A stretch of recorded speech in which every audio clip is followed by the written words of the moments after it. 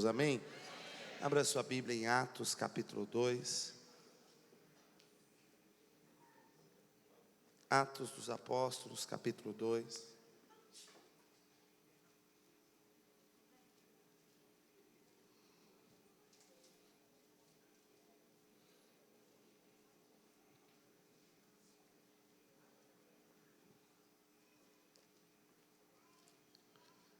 Versículo 42.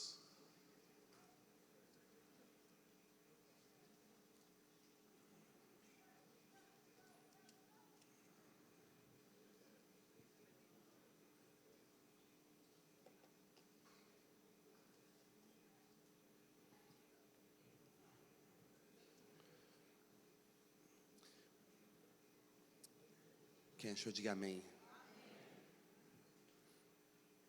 Atos está no Novo Testamento, se tem novo convertido aqui entre nós, né? Depois de João, versículo 42 diz assim: e eles perseveravam,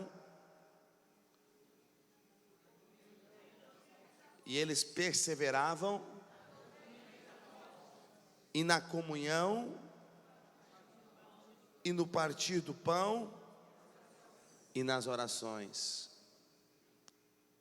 E em cada alma havia temor. E muitos sinais e prodígios eram feitos por meio dos apóstolos. E todos os que criam estavam juntos e tinham tudo em comum. Vendiam suas propriedades e bens, repartiam entre todos segundo a necessidade de cada um. E perseverando de comum acordo todos os dias no templo, e partindo o pão de casa em casa, comiam com alegria e singeleza e simplicidade de coração, louvando a Deus e contando com o favor de todo o povo. E o Senhor lhes acrescentava cada dia os que iam sendo salvos.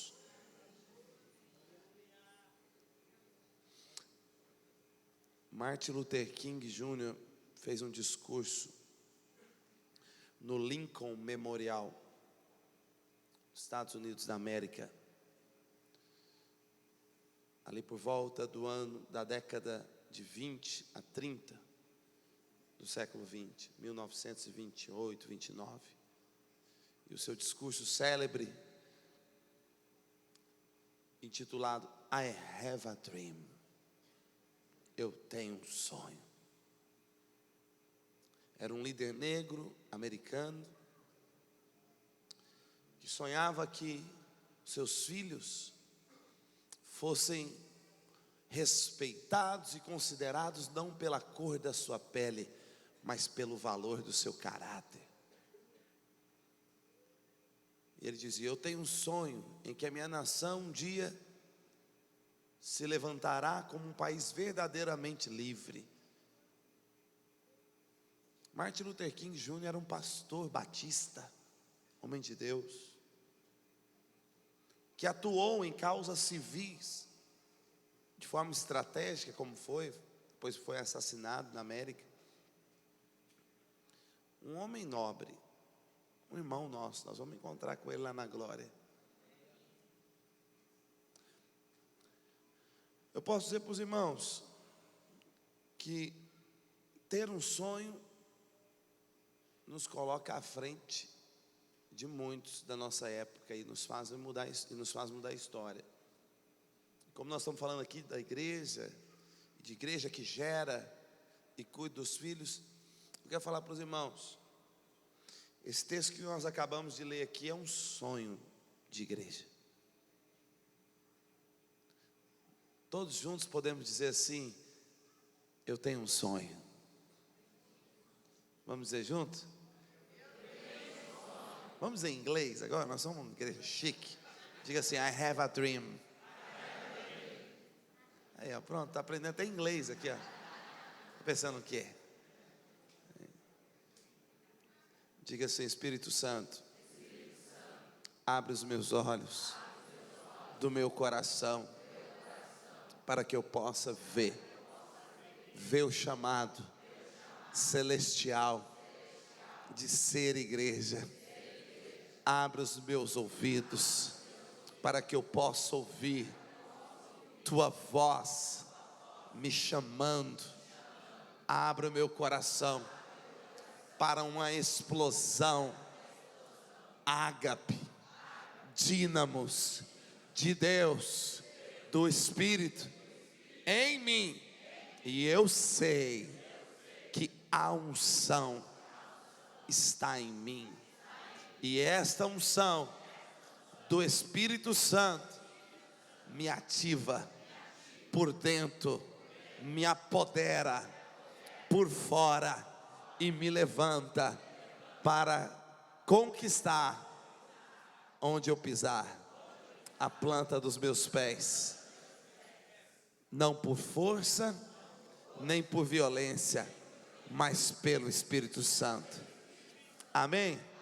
Espírito Santo, tem misericórdia de nós e fala conosco, que libera a tua palavra com clareza, lucidez, sabedoria e revelação, e que a tua igreja seja ativada aqui na Casa da Bênção, ao redor de toda a Baixada Santista e nos 4 cantos do Brasil. Levanta esse povo, sejam eles fortes e numerosos, nos 4 cantos do Brasil, para as nações, para a tua glória, em nome de Jesus. Amém, amém. Irmãos, 2013, nós estudamos lá em Goiânia, na videira de Goiânia, o livro de Atos dos Apóstolos. E durante um jejum especial lá, intitulado Atos 2, 2003. Nós fizemos um projeto de jejum e oração e evangelismo, em que nós decidimos viver o que os apóstolos viveram lá no capítulo 2 de Atos, em que um só dia eles batizaram quase 3.000 pessoas.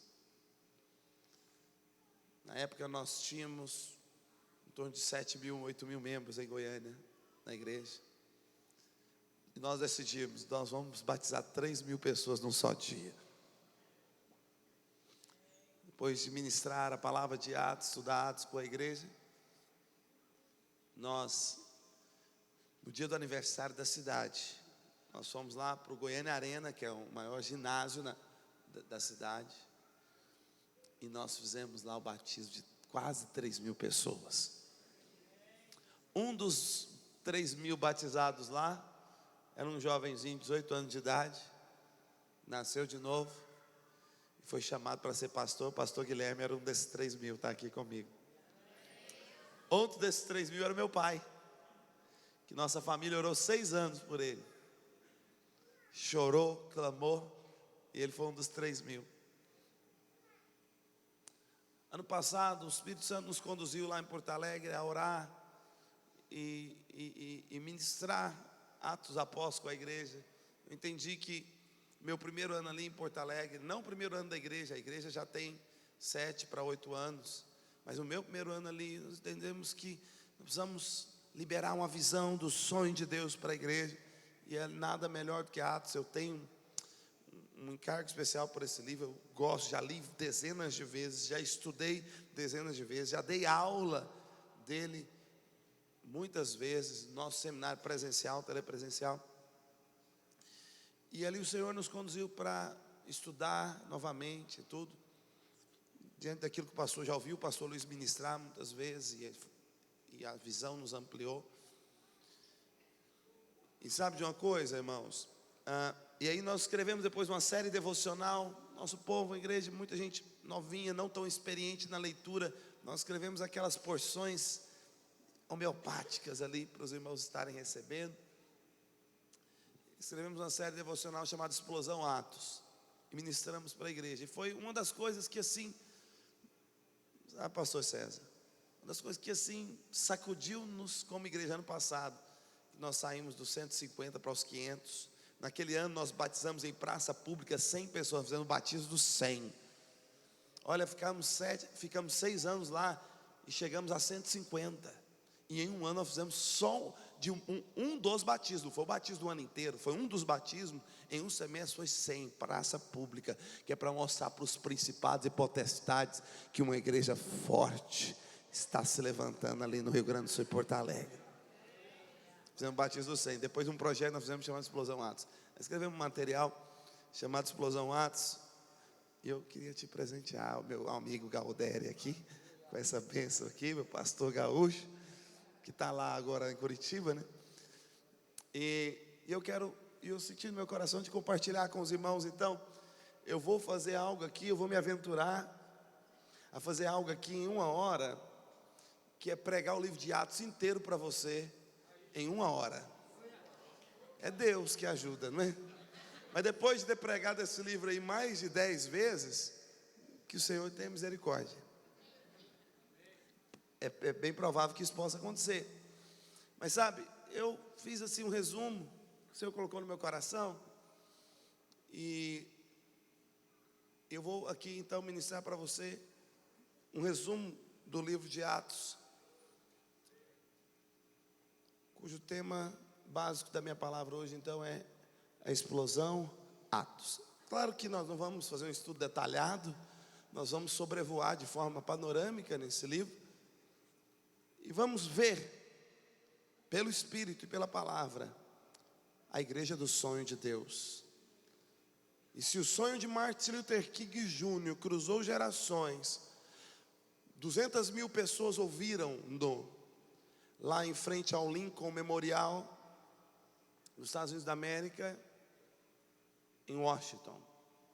Mas esse discurso se ecoou de geração em geração, e milhares de milhares, milhões de pessoas ouviram, foram mudados. Até aqui, chegou até aqui, ó, eu falando do tal discurso. Se sonho de Martin Luther King Jr. cruzou fronteira e mudou a história, imagina sonhos de Deus. E eu quero te dizer uma coisa: Deus tem um sonho de igreja, e não nos deixou órfãos de uma visão. O Espírito Santo não... Jesus, quando foi ser levado para o Pai, os discípulos ficaram cabisbaixos, ficaram aflitos, dizendo, como quem dizia: nós vamos ficar só, nós vamos ficar órfãos de um mestre, de um referencial, de uma visão que nos inspira, nos contagia e nos leva avante.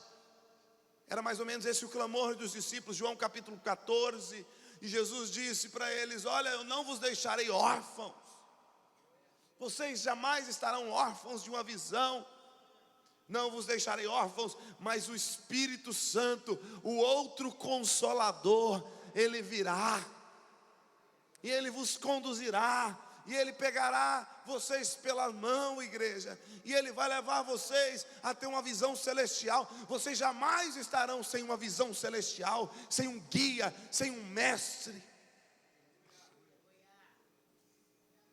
E realmente, quando tu olha para Atos, quando nós olhamos para Atos, o que nós vemos? Eles não ficaram órfãos. O Espírito Santo pegou na mão desses 12 homens simples, caipiras, lá da Galileia, pescadores, e os homens abalaram o mundo.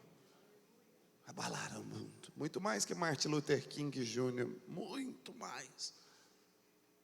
Cruzaram fronteiras, oceanos. E a obra dele está aí sendo contada até hoje, porque foi obra do sonho de Deus. Explosão Atos. Nós poderíamos resumir o livro de Atos em uma frase. Esse é um livro que nos apresenta o crescimento da igreja e a expansão do reino pela plantação de igrejas. Na verdade, é um livro escrito por Lucas. Lucas escreve 2 livros no Novo Testamento. Poderia-se dizer que Atos é como se fosse o segundo volume de um mesmo compêndio literário, escrito por Lucas. Então tem o Evangelho de Lucas e tem Atos. O Evangelho de Lucas, ele escreveu a Teófilo. Atos também ele escreve a Teófilo. Ele escreve o Evangelho de Lucas apresentando o que Jesus fez e ensinou. Em Atos, ele apresenta o que os discípulos fizeram e ensinaram pelo Espírito Santo. Então, são dois livros complementares. E Lucas escreve ao excelentíssimo Teófilo. Os estudiosos do Novo Testamento dizem que tem duas possibilidades sobre Teófilo. Primeiro, poderia ser um discípulo de Lucas, da igreja primitiva, para o qual Lucas escreveu. Mas não há registros na história da igreja de que havia um discípulo chamado Teófilo. Então a segunda possibilidade é que Teófilo era um personagem criativo, um personagem criado pelo escritor, no qual todos nós pudéssemos nos identificar. Porque Teófilo significa Theos, Deus, Philos, amigo. Teófilo significa amigo de Deus. Lucas escreveu Atos dos Apóstolos para os amigos de Deus. Tem amigos de Deus aqui hoje? Esse livro foi escrito para ti, então. Esse livro foi escrito para você. Só para os amigos de Deus. Quem não é amigo de Deus aqui, está liberado. Deus te abençoe, pode ir embora. Mas os que são amigos de Deus, vamos comigo aqui, que tem um livro que foi escrito para você. Quantos são amigos de Deus que digam amém? Bem, o objetivo central de Atos é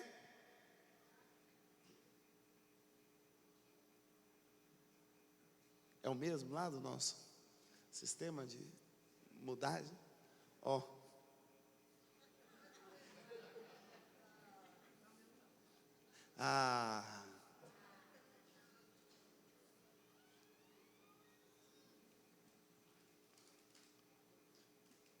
Pede para ele quando eu tocar aqui do lado esquerdo para passar.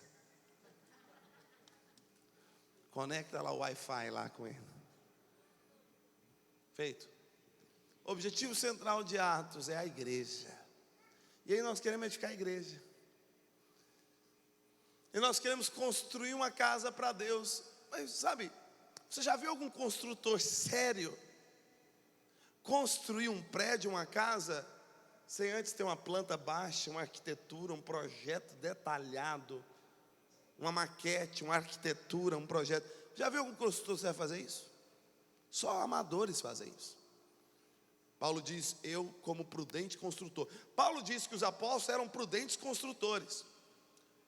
Se os apóstolos eram prudentes construtores, o que poderíamos dizer a respeito do Espírito Santo, que está construindo a casa de Deus? Ele é o construtor perfeito, perito, exímio, excelente, excelso, glorioso. É o Espírito Santo. Então, se prudentes construtores têm projeto, têm arquitetura, têm planta baixa para uma edificação, Deus tem uma obra a fazer. Deus nos comissionou como igreja para edificar uma casa. Aí Ele não nos dá a planta baixa dessa casa. Ele não nos dá o projeto arquitetônico da casa. Ele não nos dá a planta. Em Atos dos Apóstolos nós temos a planta da edificação da casa, que é a igreja, que não é lugar de habitação, mas comunidade de habitação. E nós já falamos sobre isso. Então, o objetivo central do livro de Atos é a igreja. Mostrar o seu nascimento pelo poder do Espírito Santo, o crescimento da igreja sob a direção do Espírito e dos apóstolos, a edificação da igreja no ensino dos apóstolos e o trabalho missionário da igreja, de plantar igrejas. Basicamente esse é o objetivo central do livro.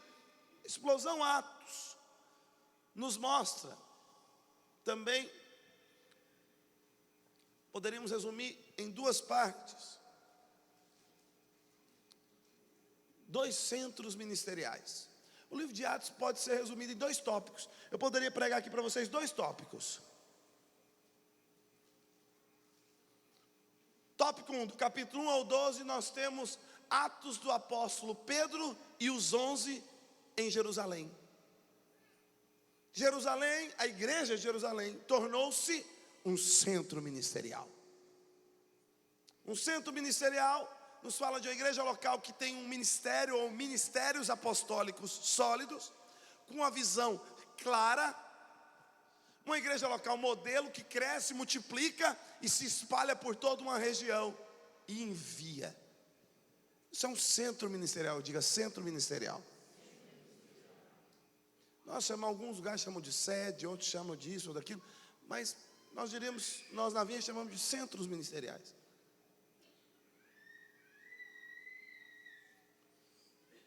Primeira parte, então, podemos resumir em duas partes, todo o livro, do capítulo 1 ao 12, nós temos então o centro ministerial de Jerusalém, com a liderança de Pedro e os 11 apóstolos, a partir de Jerusalém, enchendo toda Jerusalém do Evangelho, enchendo toda a Judéia e Samaria do Evangelho, sacudindo os poderes espirituais, sacudindo Jerusalém. Onde eles batizaram quase 3.000 almas, onde a sombra dos apóstolos curavam as pessoas, a partir de onde os apóstolos saíam e faziam cruzadas extraordinárias lá em Samaria, a partir de onde tudo começa e se espalha. Segundo tópico, segundo aspecto do livro de Atos, eu estou resumindo ele para você em 2 pontos. Poderia pregar também Atos do apóstolo Paulo e as equipes missionárias de Antioquia, do capítulo 13 até o capítulo 28. O que nós temos são os atos do apóstolo Paulo e as suas equipes missionárias a partir de Antioquia. Capítulo 13 ao capítulo 28, final do livro, é o que nós temos. Poderíamos dizer Atos do apóstolo Pedro e Atos do apóstolo Paulo. Atos dos apóstolos a partir de Jerusalém, da igreja local de Jerusalém, que influenciou, começou tudo, e também Atos do apóstolo Paulo e dos apóstolos a partir de Antioquia. É bem verdade que a igreja local de Antioquia tornou-se mais exemplar, mais frutífera do que a igreja de Jerusalém. Que os 12 apóstolos não ouçam isso, mas aí está claro aqui em Atos. Paulo não ousava nem falar nada parecido com isso, ele ia ter problema, mas aqui entre nós, 2000 anos depois, está notório que a igreja de Antioquia era muito mais sólida, frutífera, muito mais próxima do mover de Deus. Tanto é que as câmeras da Atos Produções sai do set de gravação de Jerusalém e muda tudo para Antioquia. A partir do capítulo 13 não se fala mais nada do mover de Jerusalém, porque Antioquia tornou-se igreja comprometida com o propósito eterno de Deus, de fazer discípulos das nações. Atos tornou-se uma igreja tímida, Jerusalém tornou-se uma igreja em si mesmada, voltada apenas para si. Para Pedro poder pregar na casa de Cornélio, ele teve que dar 1000 explicações para a igreja. Ou seja, era uma igreja que tinha dificuldade para pregar para gentio. A igreja só tinha facilidade para pregar para judeu. Para pregar para gentio era algo que causava escândalo. E o Deus que queria fazer discípulo de todas as nações tinha um problema em Jerusalém. O que ele faz? Vamos para Antioquia. Levanta um lá dos apóstolos, que nem foi um dos 12, e que se dizia nem digno de ser chamado apóstolo. Eu sou, mas de fato eu sou. Eu não sou digno nem de ser chamado, mas que eu sou, eu sou. Ele falou isso nas suas cartas, está tudo lá escrito. E ainda disse mais depois lá aos Coríntios. Ele falou, e tem mais, e eu frutifiquei mais que todos eles. É bem verdade que ele não estava pensando que todo mundo ia ler isso, não. Ele pensava que era só Coríntios. Mas nós aqui estamos sabendo da história aqui também. E parece vaidade de Paulo. Paulo é vaidoso. Olha o que Paulo está falando. Não parece... Você nunca achou Paulo meio arrogante? Não. Eu, na minha imaturidade, já achei. Essas colocações como essa, parece que o cara é meio se achão, como diz meus filhos. Fulano de tal é se achãozinho. Se achão é um cara que se acha. Eu já pensei isso de Paulo, na minha imaturidade, na minha infantilidade. Mas não. Se ele falou que frutificou mais do que todos, e isso foi verdade, onde é que está o pecado disso? Pecado é não dizer a verdade. E ele disse a verdade em amor e disse para as pessoas certas. Ele não disse isso lá no concílio de Jerusalém, na frente dos apóstolos. Na frente dos apóstolos ficou caladinho, quietinho. Sim, senhor, não, senhor, aleluia, glória a Deus. Pode ver Paulo lá com os apóstolos, ele fica na dele, ele não chega, ele ouve e tal, dá uns testemunhos aqui, outro ali e deu. Mas para os discípulos, por favor, abrir o jogo aqui, gente. Paulo abriu mais igreja que os 12 apóstolos juntos, pode olhar em Atos. Ele e as suas equipes de Antioquia abriu mais igreja que os 12 juntos. Ensino. 1/4 do Novo Testamento foi escrito pelo homem. 1/4 do Novo Testamento. De fato, é verdade o que ele disse. Eu frutifiquei mais que todos eles. E ele disse: e eu sou o que sou pela graça de Deus, e não eu, mas a graça de Deus em mim, e eu com a graça. É a graça respondida. É a graça liberada e respondida. Produz frutificação abundante e gloriosa. Então, nós encerramos aqui o livro de Atos. Atos de Pedro em Jerusalém e Atos de Paulo em Antioquia. Amém, irmãos?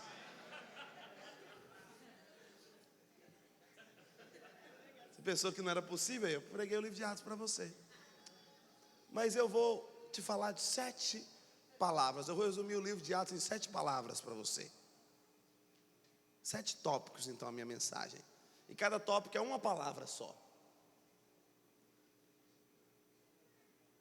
Eu não vou falar só em 2 tópicos, não, vou falar em 7. 7 é o número perfeito, 7 é 7, né?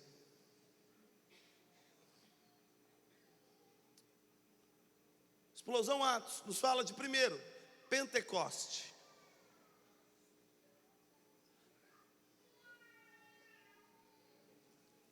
Atos 1 e 2, o que nós temos, tudo gira em torno do Pentecoste.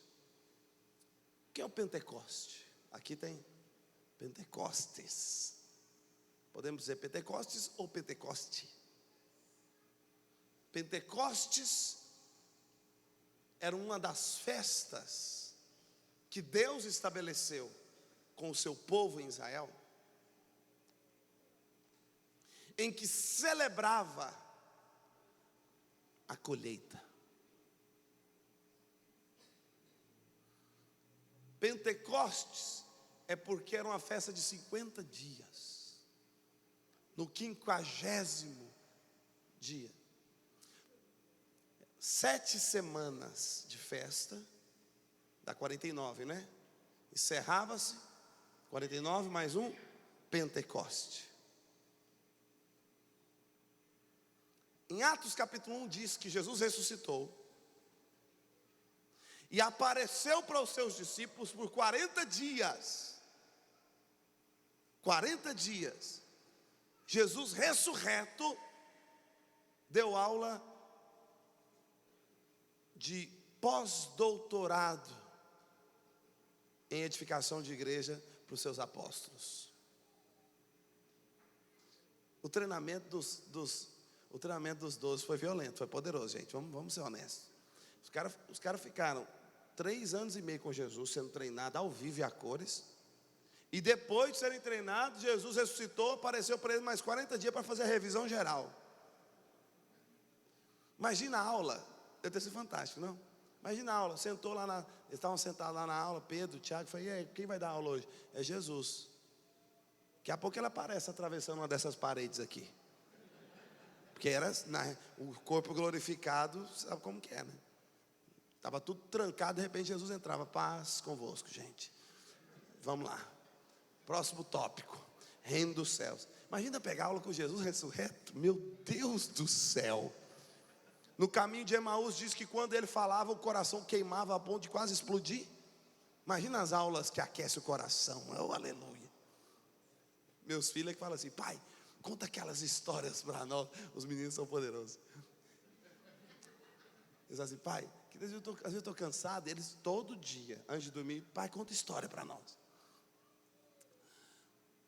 Conta história, né? Ele até brinca, fala, meu pai é o contador de história. Porque eu, na verdade, eu sou um contador de história, não sou um pregador, eu conto histórias, né? Eles brincaram comigo, meu pai é o contador de histórias aqui em Porto Alegre, aqui no Rio Grande do Sul. E aí eu vou contar a história. Aí tem dia que eu estou cansado, né? Eu falo, meu filho, hoje, porque geralmente eu procuro um tema, né? Eu já fico preparado, um tópico, um tema, para contar para eles, né? Geralmente eu gosto de falar aquilo que eu estou ministrando na igreja, só que na linguagem deles. E aí tem dia que eu estou cansado. Eles contam história. Eu falei, hoje não vai ter história não, hoje eu vou responder perguntas. Vocês fazem pergunta que eu respondo. Mas eles sabem me cativar, porque um dia que eles chegaram em mim, pai, conta aquelas histórias que aquecem o coração. Eu falei, meu Deus, esses meninos são cheios do Espírito. História que aquece o coração. Era Jesus ressurreto, quando ele pregava, contava história, o coração dos discípulos aquecia. 40 dias, Jesus esteve diante deles. Está lá no capítulo 1, depois você lê. 40 dias, ensinando-os a respeito do reino. Temática de Jesus no pós-doutorado da edificação da igreja era reino. O rei, como é que é? Relaciona o reino se relacionando com o rei.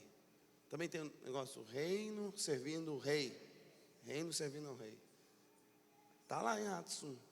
O assunto de Jesus foi o reino. Jesus ficou ensinando para eles sobre o reino. 40 dias, ressurreto, coração aquecido.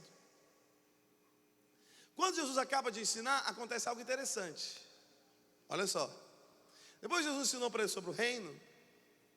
E o que nós estamos edificando é o reino. E a maneira de edificar o reino é plantando igrejas e edificando igrejas. Não é de outra forma. Não é tomando poder político. Não é transformando a educação e a economia.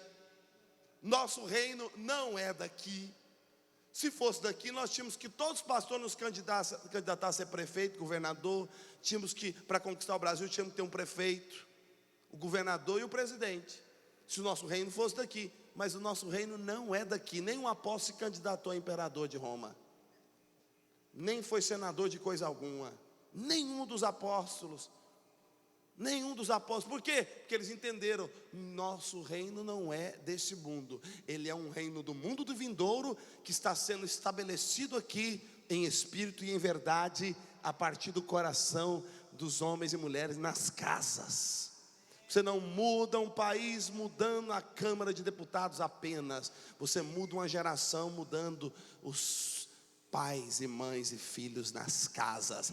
A bênção de Abraão não é para o plenário nem para o Supremo Tribunal. A bênção de Abraão é para abençoar todas as famílias da terra. O mover de Deus é nas casas. O mover de Deus não é no governo, na política, nem na economia. O mover de Deus é nas casas. Agora, Jesus esteve falando do reino, mas os discípulos se confundiram naquela ocasião. Assim como ainda hoje alguns discípulos se confundem nessa situação. Onde está a confusão? Eles pegam e perguntam para o Senhor. Na hora que Jesus fala do reino, 40 dias, eles falam, mestre, antes do Senhor ir embora, porque Jesus ia ser levado nas nuvens. Antes do Senhor ir embora, uma pergunta. Quando é então mesmo que o Senhor vai restaurar o reino de Israel? Ora, irmãos, o que é o reino de Israel? O reino de Israel é um reino desse mundo. Político, econômico, é um governo dessa terra. Quando você vai restaurar o reino de Israel? Eles perguntam, depois de Jesus ficar ministrando sobre o reino, eles perguntam sobre o reino de Israel. Ou seja, os camaradas era difícil de aprender, irmão, não era fácil não. 3 anos e meio ensinando, depois de ressurreto ensinando 40 dias, e eles ainda estavam errando o alvo. Jesus pega ainda com paciência, ouve a pergunta e diz, não te preocupe, Pedro, Tiago e João e apóstolos, não te preocupe com o reino de Israel, porque isso é algo que está reservado pelo próprio Pai, para o seu devido tempo, e isso não compete a vocês, compete a Ele. Mas a vocês, sabe o que compete a vocês? Atos 1:8. Quanto a vocês, te preocupe com uma coisa: recebereis dínamos ao vir sobre vós o Espírito Santo. Recebereis poder explosivo ao vir sobre vós o Espírito Santo, e sereis minhas testemunhas em Jerusalém, Judeia, Samaria e aos confins da terra. O que é isso? Isso é o reino dos céus. Isso é o reino que Jesus introduz. É o reino de poder do Espírito, poder explosivo, para estabelecer testemunho de Deus em cada cidade, das regiões e das nações. Jesus então fez o extrato final aqui de como estabelecer o reino. Com o poder do Espírito. Para que é o poder do Espírito? Para cair, chorar, tremer, falar em línguas? Não. Não é para isso que o poder vem, ainda que ele traz isso. O poder vem para estabelecer testemunho de Cristo nas cidades e nas regiões, para fazer discípulos das nações. O que é isso? Isso é Pentecoste. Jesus então treina por 40 dias no capítulo 1 sobre o reino. Os discípulos acham que o reino tem a ver com algo da terra. Ele corrige e fala: não é da terra, é poder do alto. Não é poder de Washington, é poder do alto. Não é poder econômico, é poder do alto. Não é poder político, é poder do alto. Não é poder de manipulação humana, é poder do alto. Para dar testemunha. Sabe o que é ser testemunha? É dar provas da ressurreição de Cristo. Mas recebereis dínamos. A palavra poder no original grego é dínamos, de onde vem a palavra dinamite, ou seja, poder explosivo. É os homens bombas de Jesus. Você acha que é só o Bin Laden que tem homem bomba?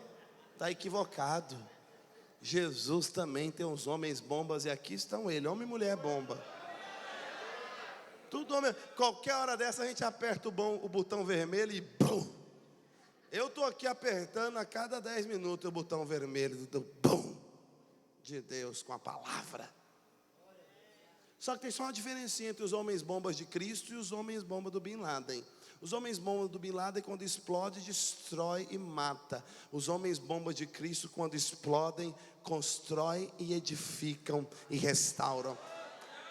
Destrói cabeça de demônio, de principados e potestades. Mas quando eles explodem, os homens bomba do Bin Laden, quando explodem, sai ódio, sai vingança, sai crueldade. Os homens bomba de Jesus Cristo, quando explode, sai fé, sai esperança, sobretudo amor divino, amor não criado, amor ágape do céu de Deus. Vamos explodir homens e mulheres bombas de Deus. O que é isso? Recebereis dínamos. Poder do alto é mais do que falar em línguas, viu, irmãos? O genuíno batismo do Espírito Santo, ele é muito mais do que falar em línguas. Ele tem um sinal do falar em línguas, é só um sinal. O melhor do batismo do Espírito Santo não são as línguas. E olha que eu falo em línguas provavelmente mais do que muitos de vocês. Mas o poder do Espírito não é só para falar em línguas. O poder do Espírito, o batismo do Espírito genuíno, ele é um batismo de ágape. É ágape explodindo por dentro, línguas por fora e poder por fora. Ele é muito mais do que falar em línguas, ele é um batismo de amor. Tem gente que fala assim: ágape, pastor, ágape. Os irmãos sabem que existem 3 palavras no grego para definir amor, na linguagem da Bíblia, pelo menos a do Novo Testamento. Amor em português é amor, pronto, só uma palavra. O português é superficial, ele é pobre nesse sentido. Amor no grego tem basicamente eros, que é o amor do marido pela esposa, filéus, que é o amor de irmão e amigo, e ágape, que é o amor com o qual o pai amou o filho, e o filho explodiu na cruz, e pelo Espírito nos enche.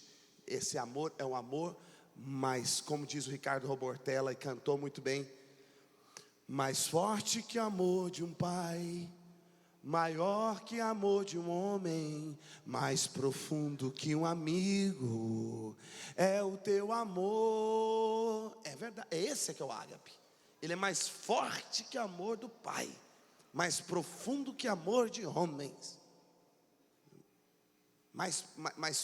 maior que amor de homens, mais profundo que amor de amigo.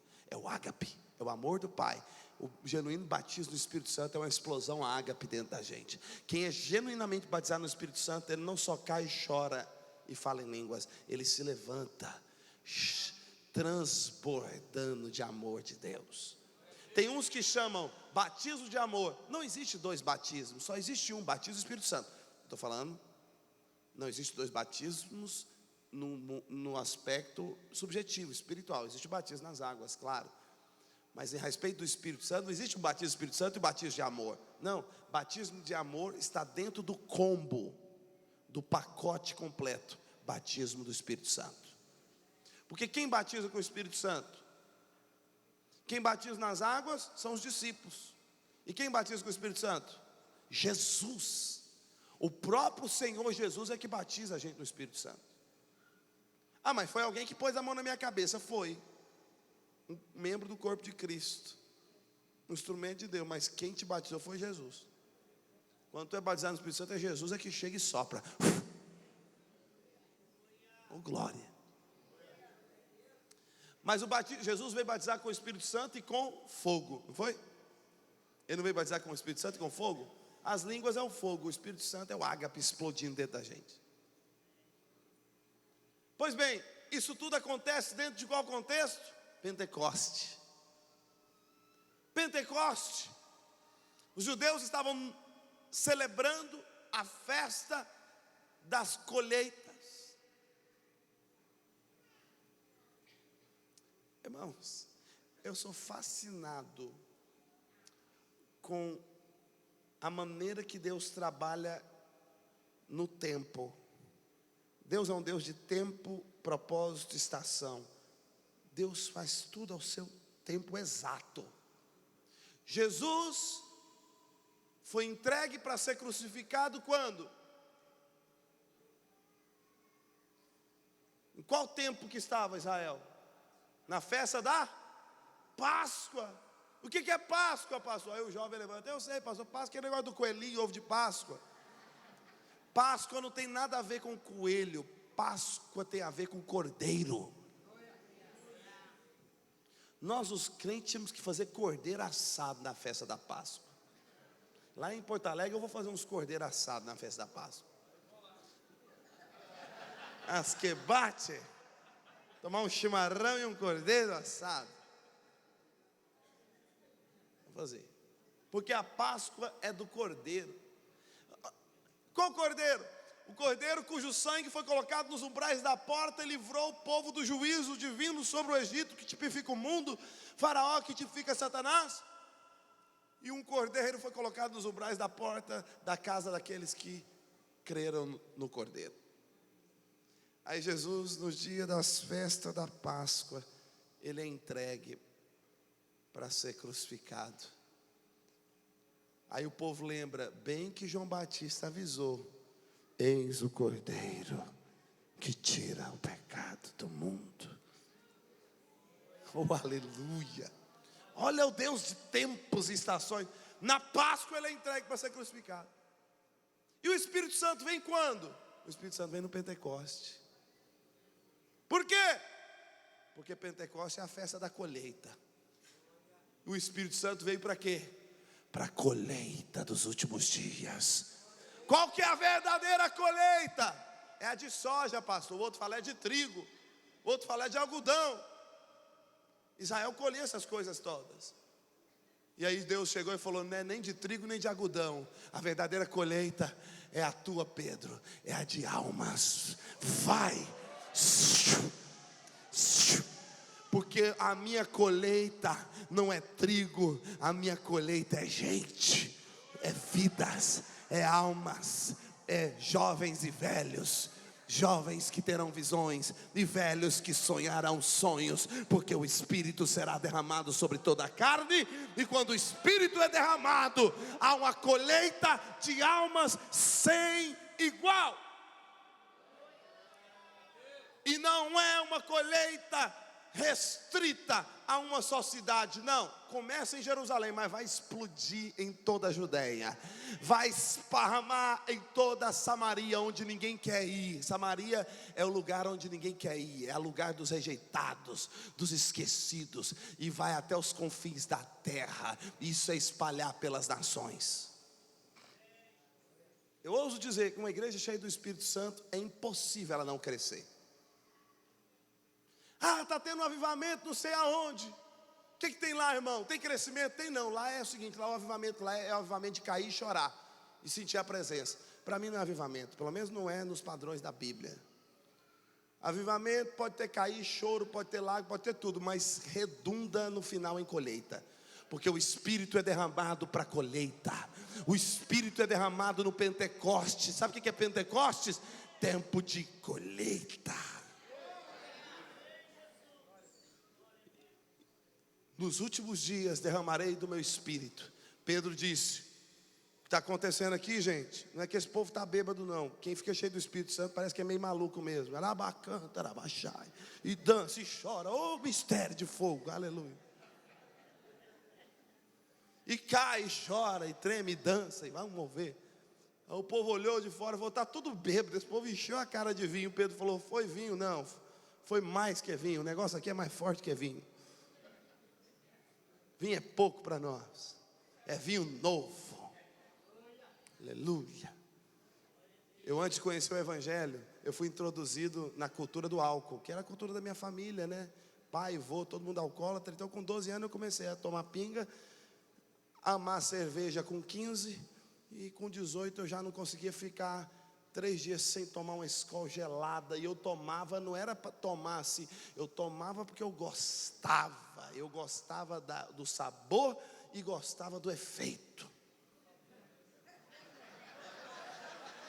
Eu gostava de tudo naquela Skol gelada aí. Mas eu gostava para valer. Eu chegava a pensar no seguinte: não é possível um final de semana sem Skol. Como é que eu... Aí eu vi meus amigos convertiam, virava crente. Eu só não virava por causa da bebida. Eu falei: gente, como é que pode ficar um final de semana sem beber? Depois eu vim descobrir que os crentes bebem muito. Só que é outra dosinha, eu não sabia. É a dose do Espírito Santo. Aí na hora que eu bebi, eu falei: gente, se eu soubesse antes, eu não ia ficar com a Skol. A Skol é pouco por isso aqui. E agora eu também não consigo ficar um final de semana sem beber um Espírito Santo cheio de fogo. Sem beber uma dose. Eu não consigo, na verdade, na época da Skol era pelo menos 3 dias, eu tinha que tomar uma. Agora na época do Espírito Santo não dá 3 dias não. Dá 30 minutos, 3 horas no máximo, eu tenho que tomar mais uma dose. Aleluia. Fica embriagado. Só que não tem dor de cabeça nem ressaca. E tem outro detalhe: o efeito dura a vida inteira. E vai até a eternidade. Eu geralmente, quando eu prego para os jovens, eu falo: tem um bagulho novo, tem algo novo aí no circuito. Você já experimentou o quê? Tem uma aplicação nova aí? Eu tenho. Qual que é? JC. JC, como é que é isso? Aplica na veia. JC na veia. Mas aplica na veia da onde? Na veia do braço? Não, do coração. O negócio é direto no coração.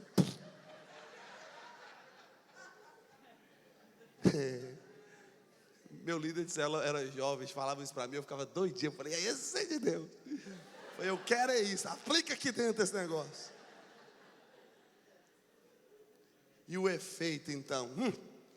A maconha você fica meio viajando, a cocaína você dá uma acelerada. O JC você vê anjo, vê céu, vê trono,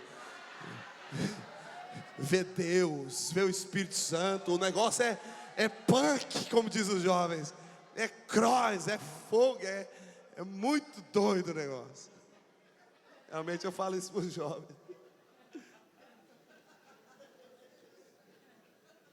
Vem um duendezinho quando toma um chá não sei das quantas.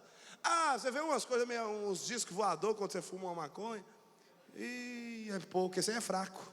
O meu vê trono de Deus, vê reino, vê glória, vê anjo subindo e descendo, vê língua de fogo, vê pessoas sendo transformadas, vê a salvação de uma nação inteira, vê a igreja, a casa de Deus descendo do céu.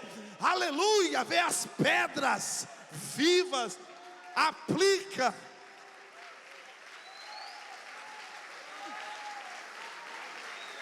Vê a colheita dos últimos dias.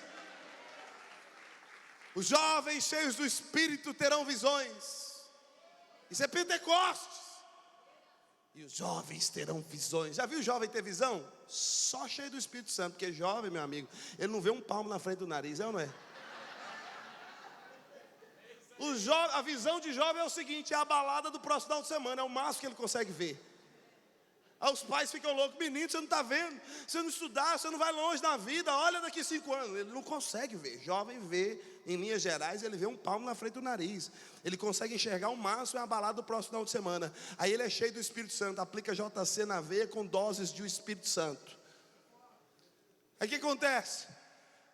Aí ele consegue ver destino, sua cidade tocada, suas escolas experimentando um avivamento.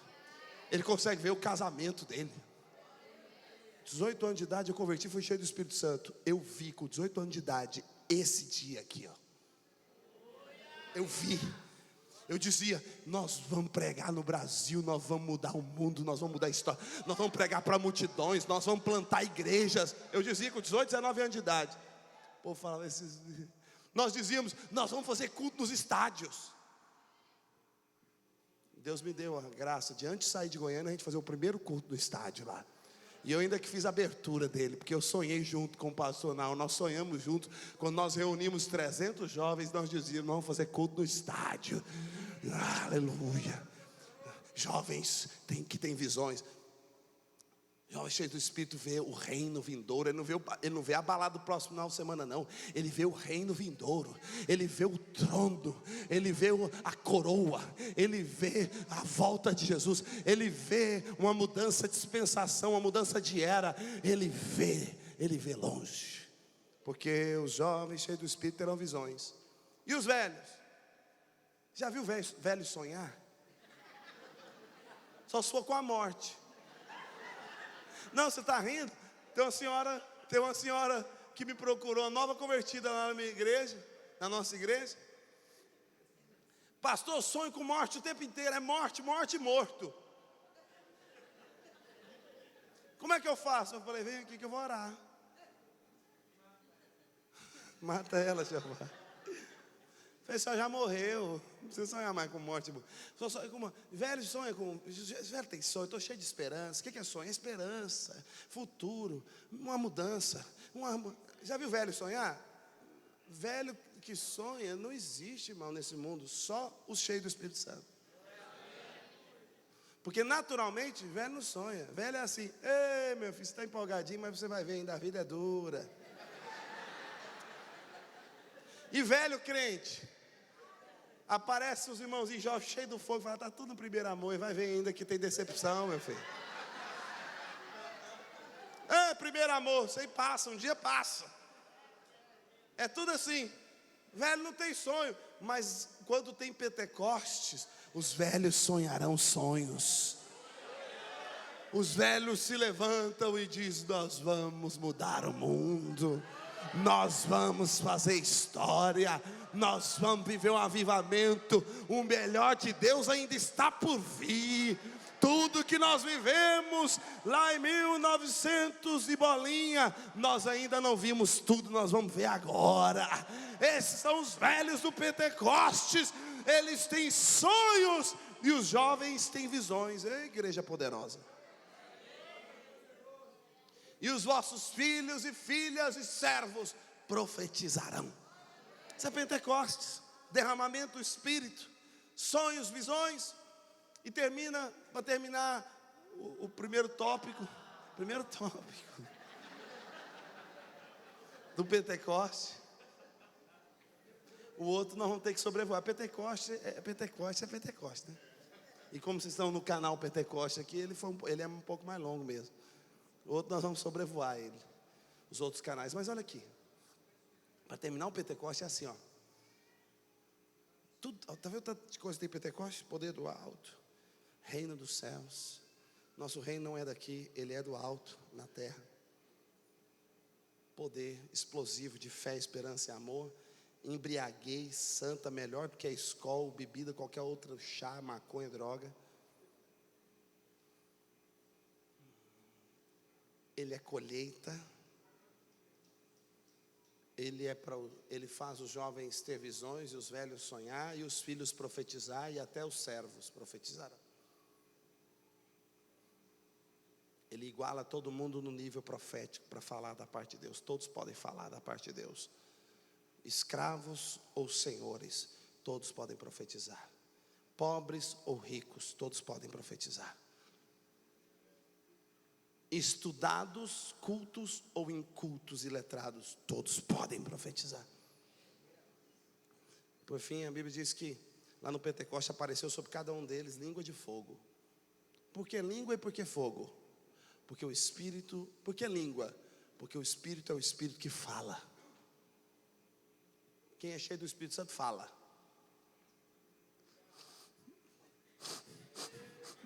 O que aconteceu, irmão? Estou cheio do Espírito, está nada. Cheio do Espírito. Quem está cheio do Espírito Santo fala.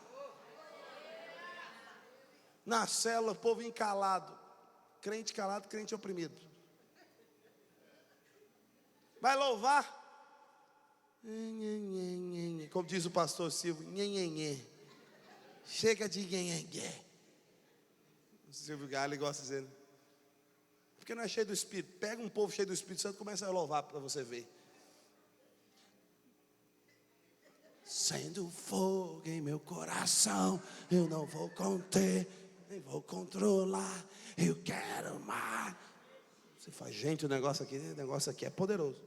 Não só isso, língua de fogo não é só para cantar, não. Língua de fogo é para profetizar. Começa a compartilhar da palavra, toda hora tem um falando, um levanta e fala, toda hora um falar. O líder sabe o que ele faz? Ele deixa o negócio acontecer.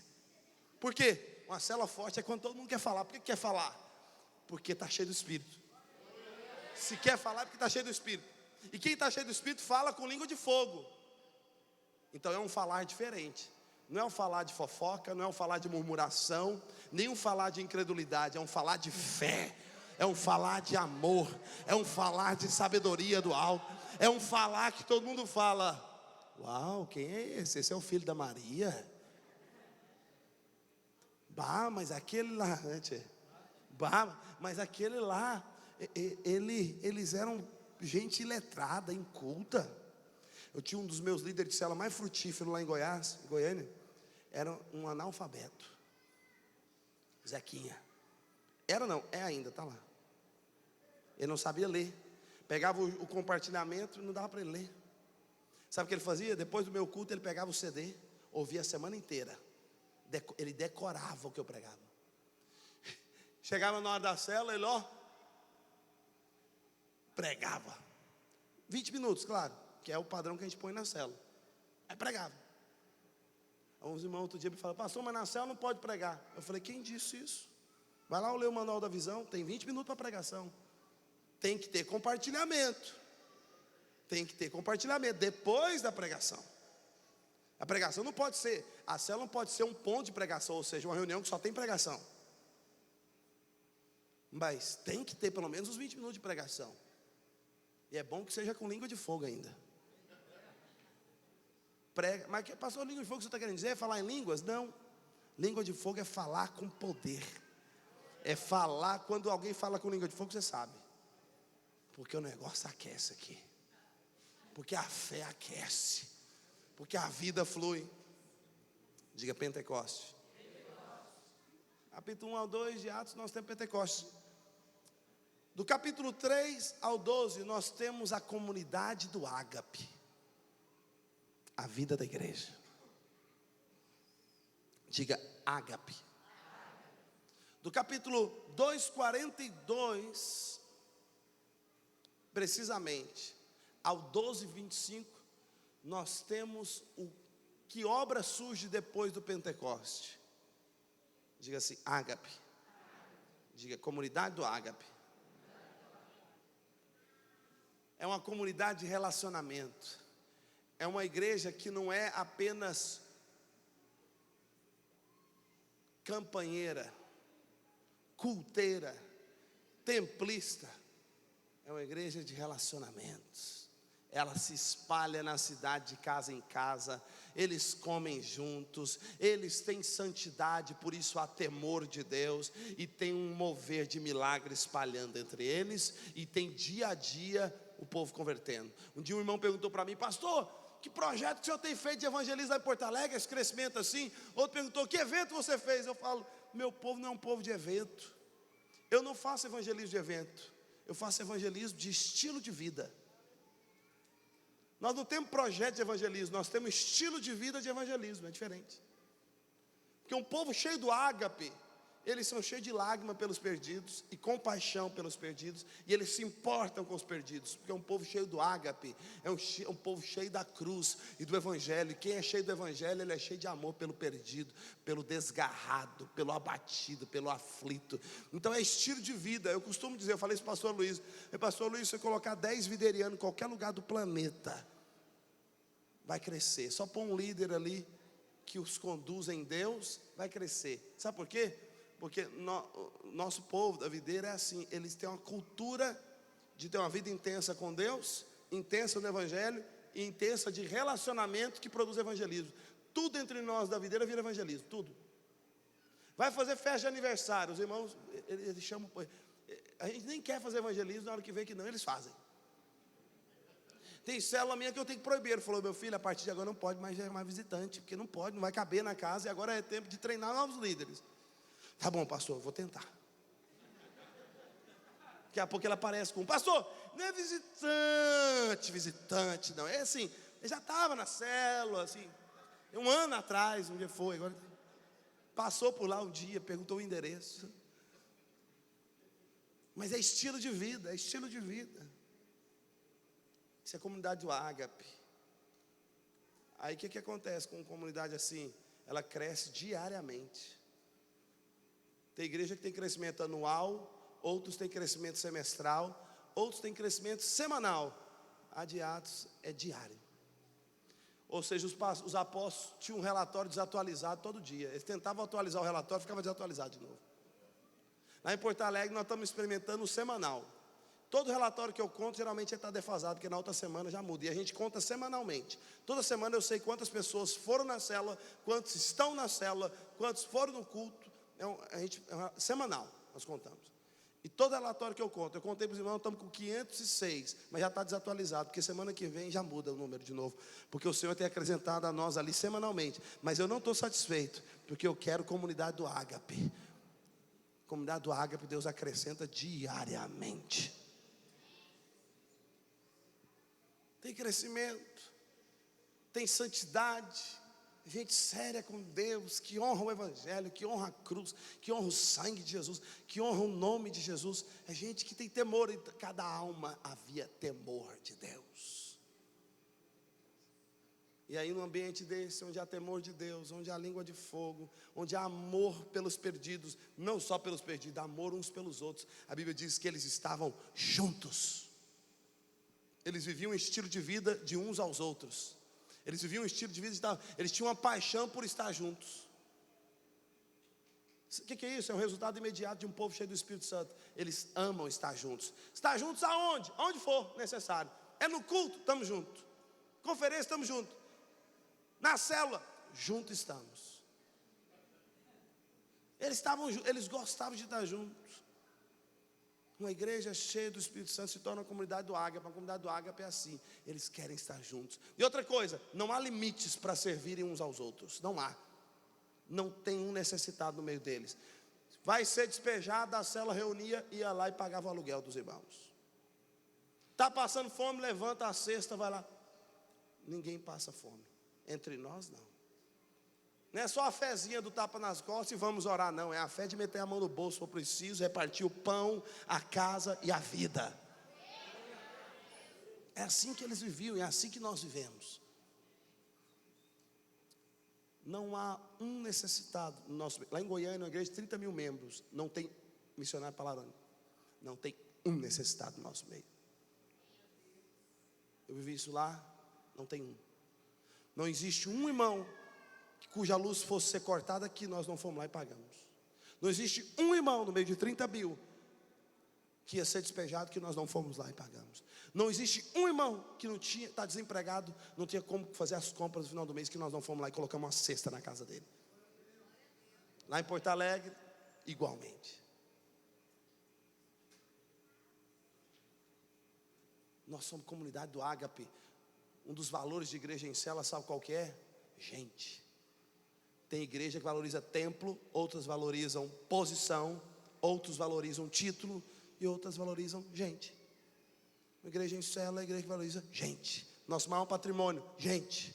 Por isso nosso negócio é amar, servir. Tudo entre nós existe para servir e treinar o povo, os santos, porque eles são o nosso maior patrimônio. Tudo é voltado para eles, para treinar, capacitar, amar, servir, cuidar, suprir uns aos outros. Você tentou dizendo, diga amém. Diga ágape. No capítulo 2:42, o texto que nós lemos, até o capítulo 12, você vai ver cenas da vida da igreja. E você verá que é uma igreja de relacionamento de amor, gente pura e simples de coração, que ama de verdade, que não desiste em hipótese alguma. Outro dia um irmãozinho ficou afastado de nós 3, 4 meses. Os irmãos não deixavam de visitar, não deixavam de mandar torpedo, não deixavam de bombardear no Facebook, não deixavam de cantar música para eles de serenata de amor no dia do aniversário. Na hora que a filhinha nasceu deles, estava toda a igreja lá, ninguém apareceu, família, nada, mas a igreja estava lá, dando presente, amando, servindo. Não era aquela coisa assim, religiosa, legalista. Está vendo, irmão? Você está vendo aí? Está aí, tendo filho, ninguém vem, mas nós viemos. Volta para a igreja, irmão. Isso não é ágape. Ágape é chegar sem falar nada, só chegar e dar um beijo. Que saudade de você. Olha, estamos aqui com você, quero te falar que, mesmo longe, nós estamos juntos. Estamos aqui só para dizer que tanto que você é precioso, tanto que você faz falta, e nós te amamos. Só isso. Não cobrei, vai no culto próxima semana, viu? Deixa ser carnal, deixa ser preguiçoso. Não é assim. Tem líderes que não entenderam ainda como é que de que espírito pertencem. Eles estão meio como os apóstolos lá. Eles acham que são de Elias. Jesus falou, nós não somos de Elias não, vocês não sabem de que espírito sois. Os discípulos foram lá em Samaria pregar, o samaritano falou, não quero saber de Jesus aqui não. Eles voltaram e falaram, mestre, o senhor quer que a gente ore para cair fogo do céu e queimar esse povo tudo? Você acha que eles estavam lembrando de quem? Eu falar de Elias. Jesus falou, vocês não sabem que espírito sois. Vocês não sabem de que linhagem ministerial são. Eu sou da misericórdia e da graça. Eu sou da comunidade do Ágape. Nossa dispensação é outra. Não é do cair fogo do céu. Nós estamos na dispensação da graça, do pagar o mal com o bem. Eu estava ensinando para meus líderes isso. Tem 2 maneiras de você cobrar a pessoa de ir no culto, ser fiel, comprometido. Uma é ligar para ele. Ô irmão, não veio hoje? O que foi? Isso é uma maneira. Cobrador, é o líder cobrador. Mas o mundo já é cheio de cobrador, gente. Arrumar um na igreja, por isso que desvia mesmo. Fala, Deus que me livre. Já tem as Casas Bahia cobrando, já tem os bancos cobrando, chega no patrão cobrando. Agora eu vou para a igreja, eu me arrumo um líder que vai viver cobrando na minha orelha, na minha vida. Deus que me livre vai cobrança. É o líder cobrador. Nós não somos líderes cobradores, nós somos líderes agapeu, encorajadores. Pastor, mas eu vou deixar o cara ser relaxado? Sabe que tem uma maneira muito mais eficiente do que cobrar para tirar do relaxo? Você liga. Outro dia a anfitriã minha faltando os cultos, faltando as reuniões que não devia faltar, eu liguei. Aí eu ligo, aí ela já fica toda assustada. Óbvio, eu quero falar que eu não fui dessa vez, mas geralmente eu estou sempre. Falei, bom dia, tudo bem contigo? Que ela já foi justificando. Eu falei, tá tudo bem? Pois eu quero te falar que eu não fui. Não estou preocupado se você for ou não foi. Eu queria só saber como é que você está.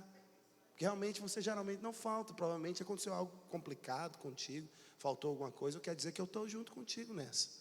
O que você precisar, pode contar conosco. Tá bom? Precisando de alguma oração, precisando de suprimento em alguma área. Pastor, até que eu estava passando, eu estava doente, assim, assado. Falei, nós já estamos aí de te visitar, então. Pode ser que hora tal. Aí vamos lá visitar, só para amar. Fiz um compromisso na nossa célula. Falei, faltou a reunião da célula, nós visitamos. Faltou, a gente visita. Mas que tipo de visita? Visita ágape. Não é a visita Sinai. Porque tem irmão que faz visita Monte Sinai. Ele chega e já começa a tremer com fogo e fala: o juízo de Deus está à beira. Você, quero te falar que Deus está te dando a última chance, irmão. É visita Monte Sinai, aí não dá certo. Não sabeis de que espírito pertence. Nós somos a comunidade do Ágape, não a do Sinai. Nós somos do Calvário, não do Sinai. O Calvário é graça. O Calvário é misericórdia, quero e não sacrifício. Aí nós visitamos. Outro dia um irmãozinho, casal, filhozinho adoeceu. Deu uma espirradinha, deixei na cela. Já viu? Relaxa. Não estou falando que não é relaxo. Deu uma espirradinha, não deu para ir que o menino está espirrando, sabe como é que é? Aí o que a gente faz? Final da cela. Fala, vamos lá visitar. Pôr o dedo na cara. Não. Vamos orar que o menino está espirrando, gente. Senhor, tu curas, tu sara, tu limpa, tu lava. Ele é tão precioso. Pega no colo. A minha esposa pega no colo. É tão lindo. A gente ora, abençoa. Abraço. Quero falar para vocês, irmão. Nós somos igreja. Sabe o que é essa igreja? Mesmo se você não vá até nós, nós vamos até vocês. E nós estamos juntos na dor, na doença ou na vitória. Pergunta se faltou. Nunca mais faltou. O menino vai quase desmaiando, mas vai. Eu é que falo, não, irmão, vamos voltar. Hoje pode ir embora, hoje. Vamos levar para o hospital, menino. Porque nada é mais forte do que o Calvário. Sinai não tem poder do Calvário. Sinai é lei. Calvário é ágape. Sinai é líder cobrador. Calvário é líder encorajador, consolador. Oh, aleluia. Diga assim, comunidade do Ágape. Quando você lê Atos do capítulo 2, 42 até o capítulo 12, o que você vê é uma comunidade de amor. Mas amor não é amorzinho, não. Não é amor. É amor mais forte que amor de um pai, maior que amor de homem, mais profundo que um amigo. É o teu amor. É amor, irmãos, que constrange, que não desiste, que ama até o fim. E as pessoas dizem: o que eu admiro nessa igreja é que vocês não desistem da gente. Quantas vezes eu já ouvi isso? Vocês não desistem de nós. Eu estou aqui de volta porque não vejo isso em lugar nenhum. Eu falei, essa é a intenção mesmo. É mostrar que nós somos distintos, porque nós somos discípulos de Jesus. Quando amai-vos uns aos outros como eu vos amei, assim o mundo saberá que vocês são dos meus, vocês são meus discípulos. Está lá em João 13. Ágape, diga assim, graça. Capítulo 15 de Atos, nós temos a tensão teológica, uma crise doutrinária nas igrejas que estão nascendo. Qual a crise? Os da lei e os da graça. A doutrina legalista e a doutrina do favor imerecido. Foi uma crise teológica dos dias dos apóstolos. Estourou lá na mão de Paulo em Antioquia.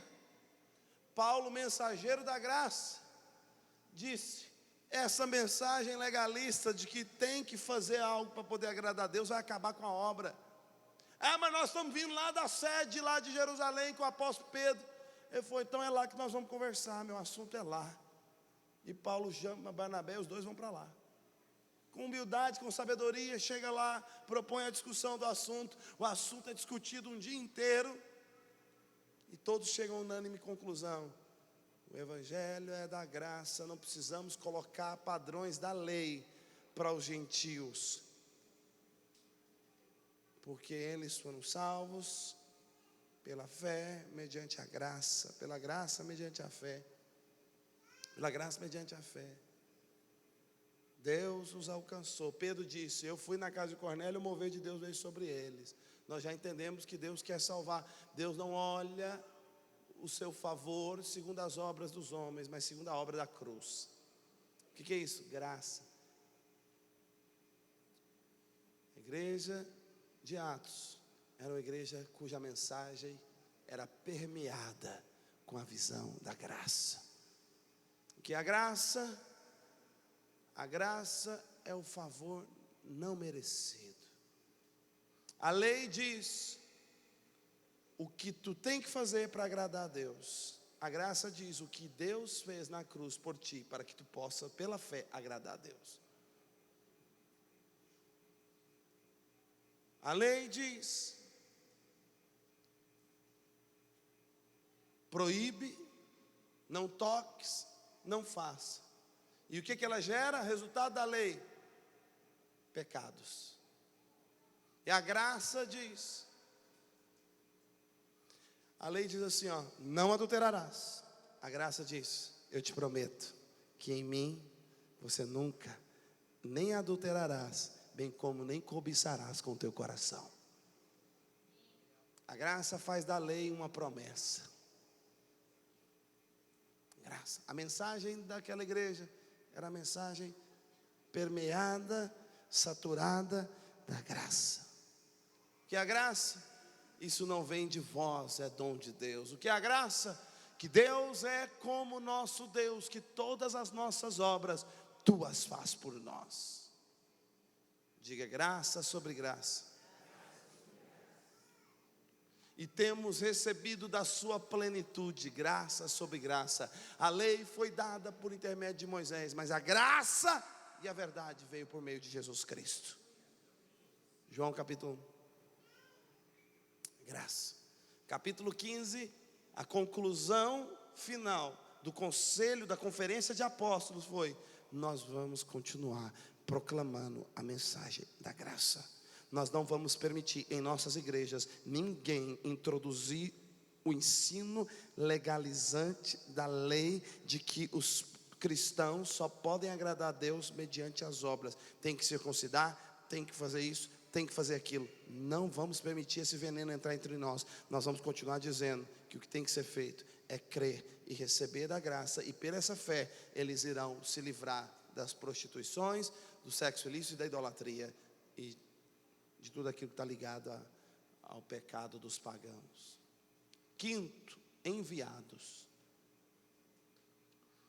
Do capítulo 15, 30 ao 18, 22, nós temos Paulo e as suas equipes apostólicas, a partir de Antioquia, cruzando a fronteira da Macedônia. Cruzar a fronteira da Macedônia era entrar nos limiares dos povos ainda não alcançados. Era começar a fazer evangelismo em lugares onde o evangelho não tinha chegado. Era começar a entrar em cidades onde o índice de cristãos e de igrejas eram baixíssimos. É o princípio do passar a Macedônia.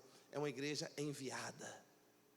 É uma igreja que está cruzando novas fronteiras na direção do perdido, na direção dos que não conhecem o evangelho. É uma igreja enviada.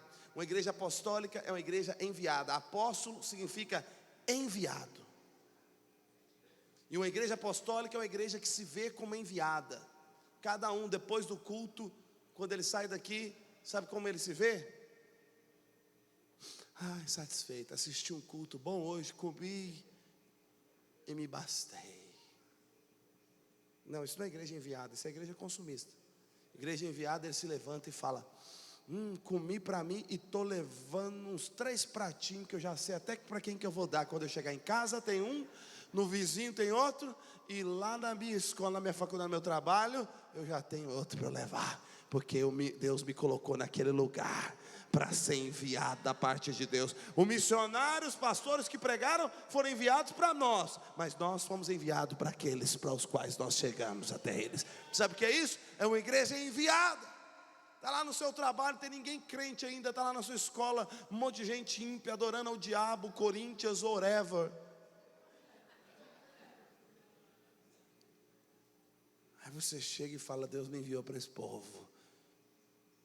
Nós vamos anunciar, porque eu estou aqui não é por acaso. Está lá, é médico, é advogado, não é nada, é só disfarce. É tudo missionário. Diga enviados. Sexto, do capítulo 18 ao 21, nós temos a igreja de Éfeso. A igreja de Éfeso é uma igreja que era uma célula, aberta por Paulo e seus discípulos Priscila e Áquila, um casal, que tinha 12 irmãos. Paulo chegou lá, ministrou o batismo do Espírito Santo no povo. Depois que o povo falou em ficou cheio do fogo, Paulo começou a ensinar a palavra para eles durante 2 anos, ensinando a Bíblia, a palavra. Sabe o que aconteceu enquanto Paulo ensinava a palavra? Os principados e potestades foram desarticulados na cidade de Éfeso. Lá era uma cidade altamente corrompida, idólatra e enfeitiçada. Paulo não enterrou Bíblia, não fez flecha de fogo, não jogou sal para cima e para baixo, não marcou pontos estratégicos de guerra espiritual, não fez nada disso, só pregou o evangelho e edificou a igreja, só isso. E isso colocou a deusa Diana solitária, a Diana dos Efésios, e o seu templo esvaziou-se. Não porque Paulo jogou uma bomba profética lá em cima, nem foi lá e enterrou uma Bíblia na frente, não. Paulo nem olhou para o templo de Diana. Ele só começou a pregar e ensinar o povo a palavra. Enquanto ele ensinava a palavra, sabe o que aconteceu? Uma onda de milagres explodiu na igreja. Feiticeiros convertiam, entregavam seus livros de feitiçaria. Discípulos cheios do Espírito se levantava e espalhou por toda a região da Ásia Menor. A cidade de Éfeso é uma cidade principal da região da Ásia Menor. Toda a região da Ásia Menor ouviu falar do Evangelho a partir daquela igreja. Por quê? Porque cada membro saía dali tão cheio de Deus. Ele visitava nas férias seu parente lá em Filadélfia, e chegava lá em Filadélfia, abria uma célula, voltava de férias e falou: pastor Paulo, tem uma igreja lá em Filadélfia agora também. O outro falou: eu também fui lá em Sardes, que é tudo cidades da Ásia Menor. Eu fui lá em Sardes também, nas férias com a minha família. Na hora que eu vi que não, fizemos uma festa lá do Natal, e eu falei do Evangelho, e o povo agora lá está tudo crente. O que a gente faz? Vamos abrir igreja também de Sardes. E toda a Ásia Menor conheceu o Evangelho no intervalo de 3 anos. Meu Deus, 3 anos. A Ásia Menor é um estado meio que do tamanho do Rio Grande do Sul, pastor César. Era uma região, na verdade, o estado não, região. Hoje está dentro da Turquia. Era mais do tamanho do Rio Grande do Sul.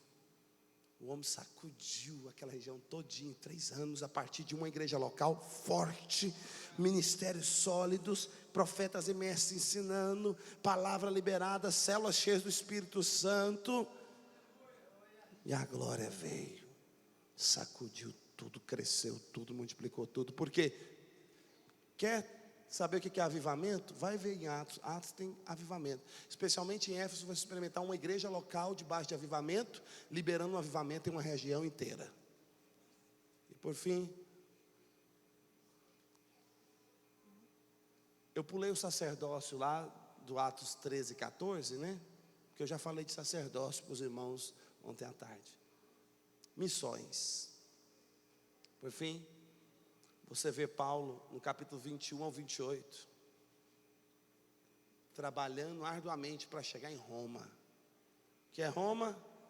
Capital dos confins da terra. Paulo falou: esse mover que está conosco, não é só para ficar conosco. Ele tem que espalhar para o mundo.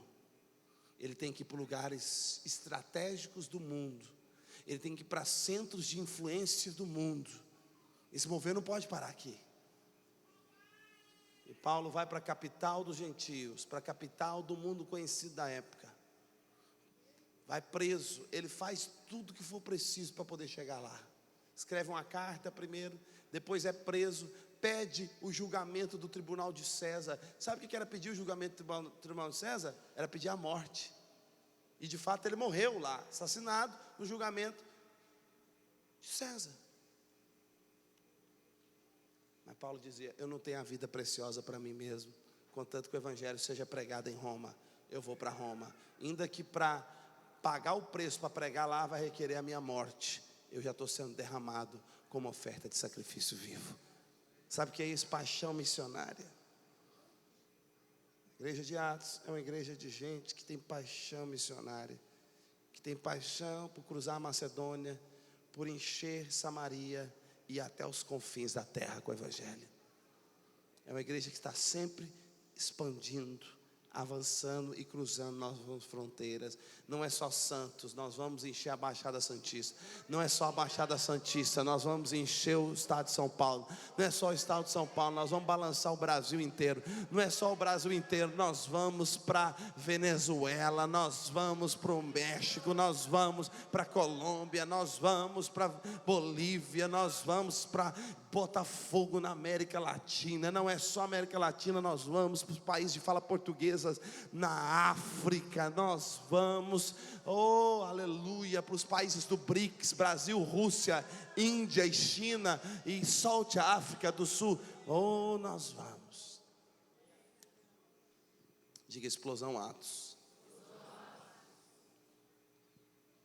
Acabamos então de ver aqui o livro de Atos em 7 palavras. Diga assim: Pentecoste, ágape, graça, sacerdócio, enviados, avivamento, missões.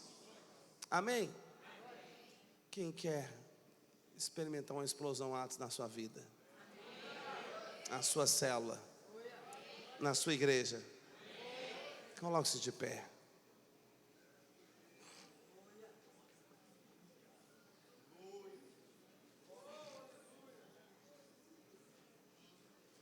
Diga assim: Espírito Santo,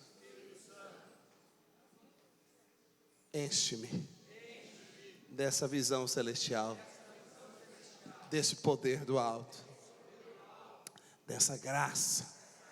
Envia-me, levanta-nos como um povo de sacerdotes. Espírito Santo, enche-me do ágape, explode o Pentecostes em mim, coloca a palavra da graça, envia-me a cada domingo, a cada dia, aviva-nos como igreja, levanta-nos para cruzar as fronteiras missionárias aos que ainda não foram alcançados. Explosão ágape.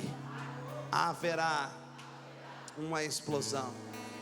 Explosão ágape. Levanta a mão para o Pai. Irmãos, eu profetizo: haverá uma explosão. Haverá uma explosão de ti, Senhor. Haverá uma explosão. Haverá uma explosão do Espírito, Senhor. Haverá uma explosão. Haverá uma explosão em cada célula, Senhor. Nessa igreja, Senhor, haverá uma explosão. Haverá uma explosão no teu ministério, pastor, na tua célula, na tua casa, na tua vida cristã. Eu profetizo.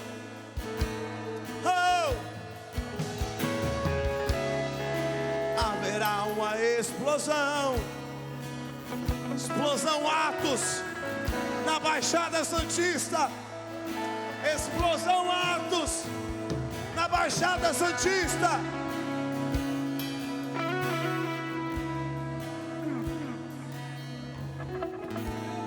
Essa igreja está sendo preparada por muito tempo da parte do Senhor para uma explosão. E o que o Senhor vos diz hoje é o seguinte: até agora não houve a explosão. Até agora foi a preparação. A partir desses dias está começando uma explosão. Contem a partir de março de 2014. Haverá uma explosão nessa igreja local. Haverá uma explosão em toda a Baixada Santista. haverá uma explosão de crescimento, que vocês se assustarão, vocês se surpreenderão. E Deus estava vos preparando há 10 anos para a explosão que está vindo. E agora o que o Espírito Santo fala no meu coração claramente é que haverá uma explosão nessa igreja. Muitos têm vindo para ver a pólvora sendo preparada, mas quando tiver a explosão,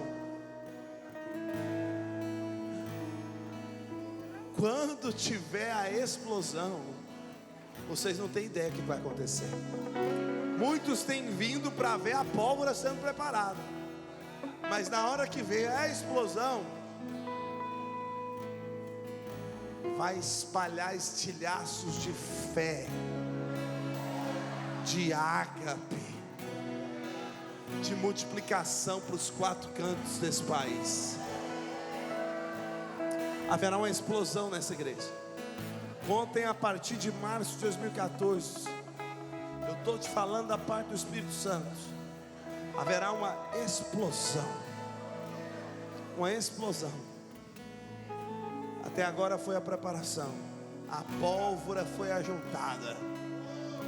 Agora o fogo vai explodir tudo. Haverá uma explosão. Haverá uma explosão do teu Espírito, Senhor.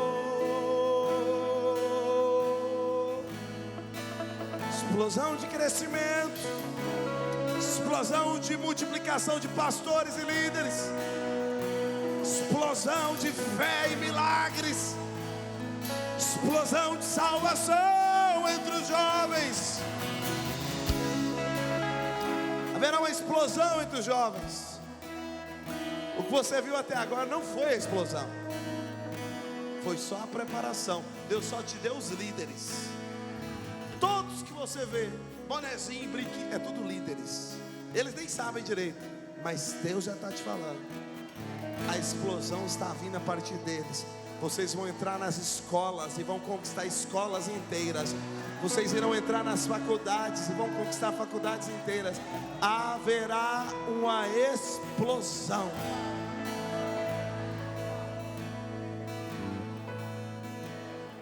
Haverá uma explosão. Haverá uma explosão do teu Espírito, Senhor. Explosão de amor. Vai ser uma igreja do ágape. Vai ser uma igreja dos encorajadores. Uma explosão de amor nas células. Vai chocar o perdido, o ímpio. Famílias inteiras vão vir falando: que povo é esse? Que amor é esse? Que é isso? Ninguém amou meus filhos desse jeito, nem eu. Vai ter mães falando. Porque haverá uma explosão. Haverá uma explosão. Uma explosão de treinamento de pastores e líderes. Haverá uma explosão. Batismo de 1000. Vocês irão fazer batismos de milhares. Tem um batismo de 1000 que está vindo aí. Vocês vão fazer em lugares públicos.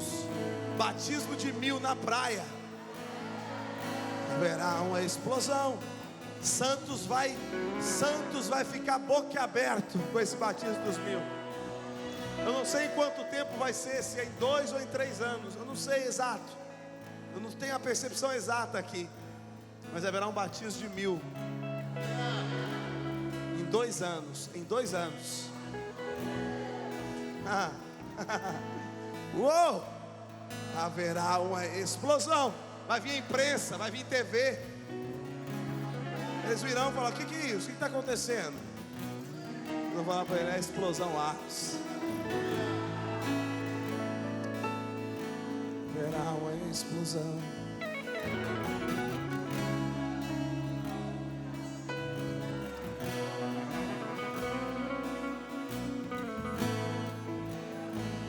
Explosão do Espírito Santo.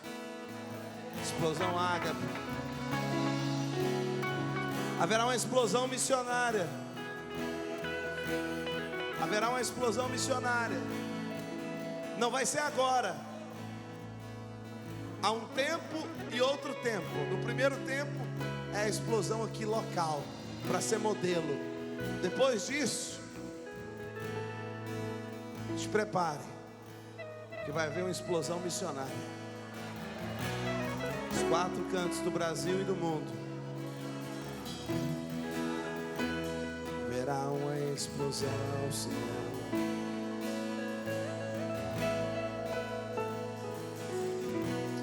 Aleluia.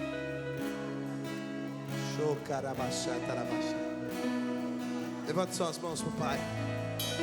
Tem uma onda do Espírito vindo aqui muito forte agora sobre nós. Levanta a mão bem forte. O Senhor vai liberar uma explosão de fé e de oração. O Senhor vai levantar generais de oração. O Senhor vai levantar generais de conquista. O Senhor está liberando agora uma explosão. Levanta a mão e receba. Levanta a mão e receba. Levanta a mão e receba. Explosão de espírito de oração e súplica, e conquista e ousadia. Explosão, explosão, explosão, explosão, explosão do espírito de oração e súplica e conquista e fé.